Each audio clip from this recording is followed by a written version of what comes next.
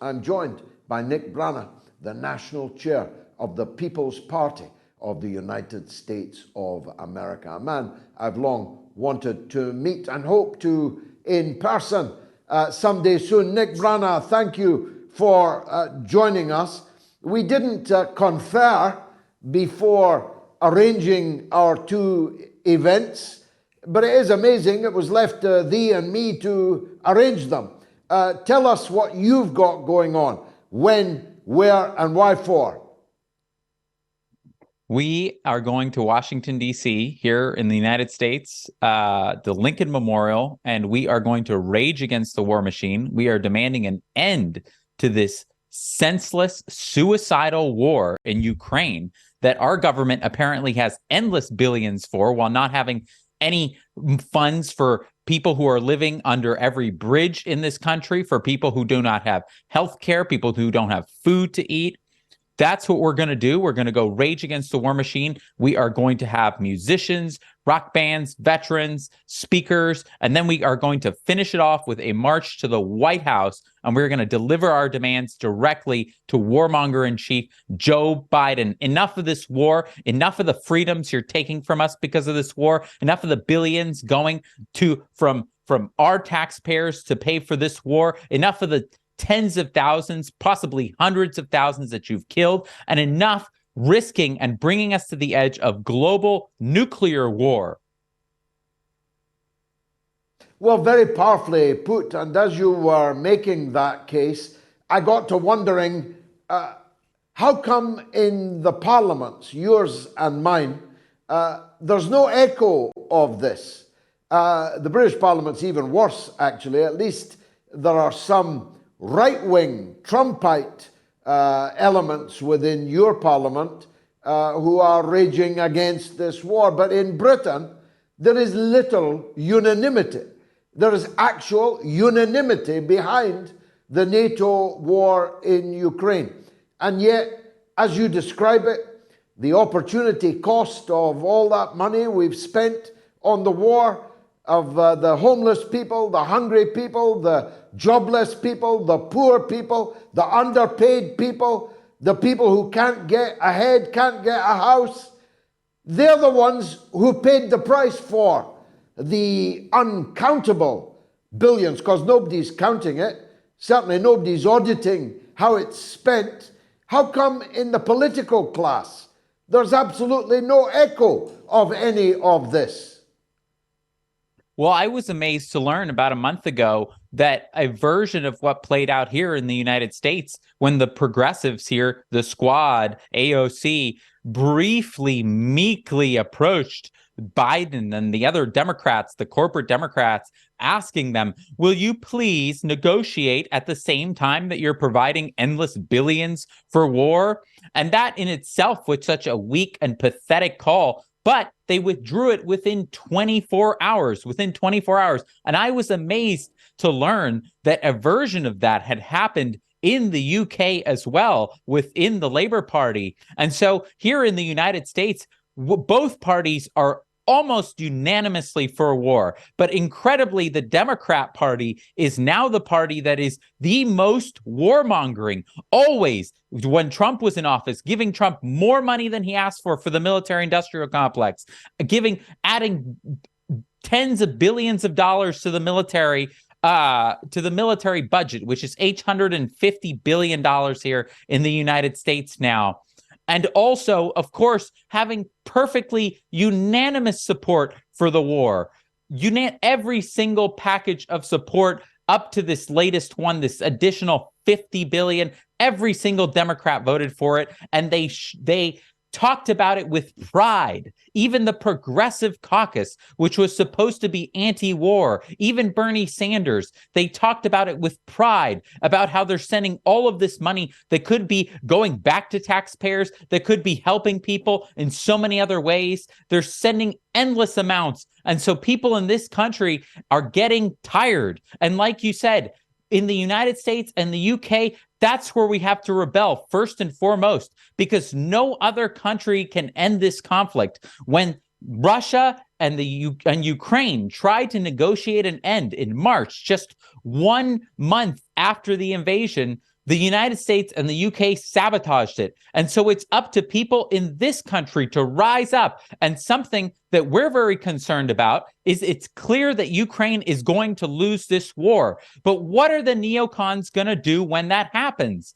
You have Petraeus on the Sunday shows. He's like the errand boy of the CNN, delivering of the CIA, delivering the CIA and the Pentagon's message. And he is talking about a coalition of the willing with Polish or Romanian soldiers or other soldiers that go in once Ukraine has absolutely lost. Now that once they've killed even the children that they're sending to the front lines in Ukraine, that the Zelensky regime is sending.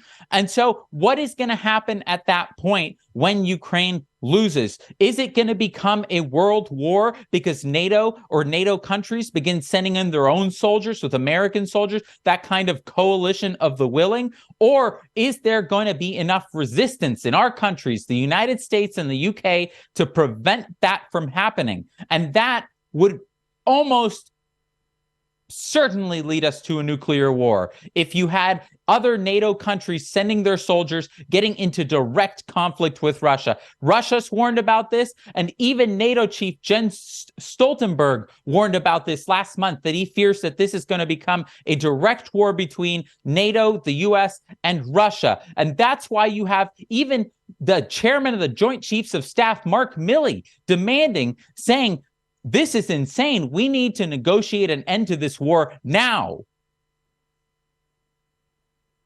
I'll tell you what, Nick, you only think it's incredible that the Democrats are the most warmongering of the two parties because you're young. And I wish I was as young as you, because all of my life, the so-called Democratic Party has been dripping in blood, tooth and claw. From Vietnam, from all of the conflicts of the 1960s, 70s, 80s, 90s, right up to the Saint Barack Obama and the destruction of Libya, the turning of Libya back into a slave trading nation, the bombing of half the world, the sanctioning of the other half. All of these are made in the Democratic Party. And I'm ashamed to say, as someone who was a member of it for 36 years, that the British Labour Party is in the same position now. The reason no Labour MP can speak out against the war is because they will literally be expelled, suspended, deselected as a candidate. That much has been made abundantly clear to them. And so when you say, as you correctly did, that if not us, then who? And if not now, then when? This is a British and American war. And if World War III comes along, it will have been driven by the United States and the United Kingdom. What is it about the Anglo-Saxons, Nick? Yeah, I mean, ever since the end of the Second World War, when the United States became the global hegemon, took over the reins from the UK, there has been, at that time, at the end of the Second World War, the United States had half of global GDP. It was the undisputed military and economic superpower, only country with nuclear weapons. Well, in the last 70 years, there have been some developments. There's the rise of other countries, China, Russia, the BRICS nations, and they don't want to be subjugated by an American empire that is waging wars across the world, demanding that every other nation fall in line with the United States. And so now, up to the present, we have the rise of these other countries, but we have these insane neocons in the US, at the Pentagon, at the CIA, in the private military contractors that are a part of the deep state that actually runs this country. And they have this delusion that they can somehow maintain global hegemony, American hegemony, with their military power, just as it was with the fall of Rome, trying to hold on to that power desperately and doing whatever it takes. And these people have marched us right up to the edge of a nuclear war with Russia. And it is unbelievable that you have people within the US government, within NATO, even warning of that. That's what we see happening. There should not be any kind of global hegemonic country, and it most certainly should not be this country. It doesn't benefit the people of the United States. We give up our freedoms. We give up our tax money for it. We give up our own soldiers that we've sent to die in these wars, and we kill millions of people abroad. There's nothing to be gained. The only people that gain are the military-industrial complex, the corporations that they feed, all of the billions of dollars that are not even leaving the Beltway, that are going to Raytheon and Boeing right here, that are going to the Pentagon, and that are going as kickbacks then to the Democrat Party and the Republican Party, the members of Congress who are themselves enriching themselves with the stock of these military companies. Those are the only people who benefit. Nobody in the United States benefit. The people of this country don't benefit. The people of the UK don't benefit. And the people of the world most certainly do not benefit. Well, the reason we are trying to beat the rising alternative powers on the battlefield is because we cannot beat them in any other field. We cannot beat them economically. We cannot beat them in terms of their science base, their education base, the health of their people, the longevity of their people. My goodness, Cuba, people in Cuba live longer than they do in the United States. Fewer children die in Cuba than die in infancy in the United States. The economies of countries like China are so fast overtaking the so-called G7 countries that the only way to stop them is to make war. The problem is making war runs the risk of nuclear conflagration. And I don't think your people or my people have quite woken up to that yet. That the people they're trying to push around are a nuclear-armed group of countries that are more than ready to fight back against this failing, not even Roman Empire.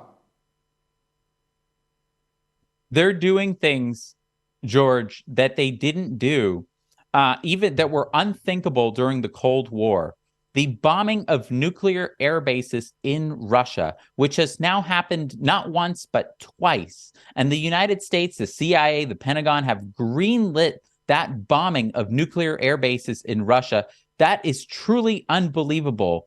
The degree to which the United States is also surfacing nuclear subs to menace Russia with nuclear weapons. They've deployed the 101st Airborne Division to Romania, to the border with Ukraine. And those soldiers, those American troops, are now crossing the border into Ukraine, risking again direct fire between nuclear superpowers. Russia is reevaluating its nuclear posture, considering adopting a first strike policy, the kind that the United States has right now. The risk of nuclear war is real, and we don't get a practice run. It will happen once, and everybody will die.